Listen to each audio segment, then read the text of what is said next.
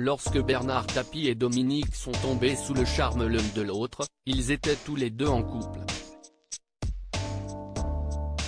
Marié, le boss a fini par tout avouer à son épouse, après 2 ans de liaison. Et sa réaction a bien failli être dramatique. Lorsque Bernard Tapie a fait la rencontre de Dominique Tapie, alors âgé seulement de 18 ans, lui était marié et père de 2 enfants, Nathalie et Stéphane. Durant 2 ans, ils vont entamer une liaison dans le dos du compagnon de Dominique de l'époque, et dans celui de Michel Layec, qui est encore à ce moment Madame Tapie. Puis, un jour pour le plus grand bonheur de la désormais veuve du boss, il avoue tout à son épouse. Viré de chez lui, il prend un studio avenue Victor Hugo dans le 16e arrondissement de Paris, leur nid d'amour.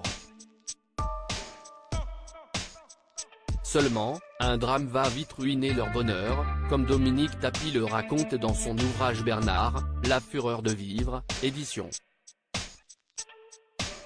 L'Observatoire.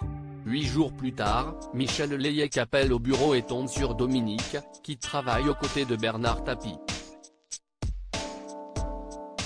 Lorsque l'ancien patron de l'homme lui a révélé sa liaison avec la jeune femme, il lui a légèrement modifié la réalité, affirmant qu'elle était si accrochée qu'elle avait menacé de tout balancer à son épouse.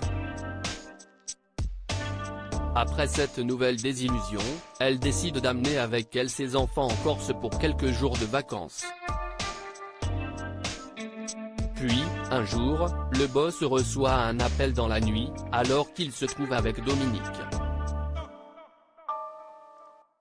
Un monsieur nous annonçait avoir trouvé Michel dans un état quasi inconscient dans son lit, victime d'une surdose de médicaments, autrement dit une tentative de suicide, écrit la mère de Laurent et Sophie Tapie. En sanglots, l'ancien ministre ne cesse de répéter la mère de mes enfants. Mais Dominique Tapie voit alors rapidement clair dans cette sombre histoire. D'abord très empathique et me sentant un peu coupable, j'ai recouvré mes esprits, partage-t-elle. Mais Bernard, qui est cet homme qui trouve ta femme en vacances avec ses enfants, inanimé dans son lit à 3 h du matin? Il faisait des rondes?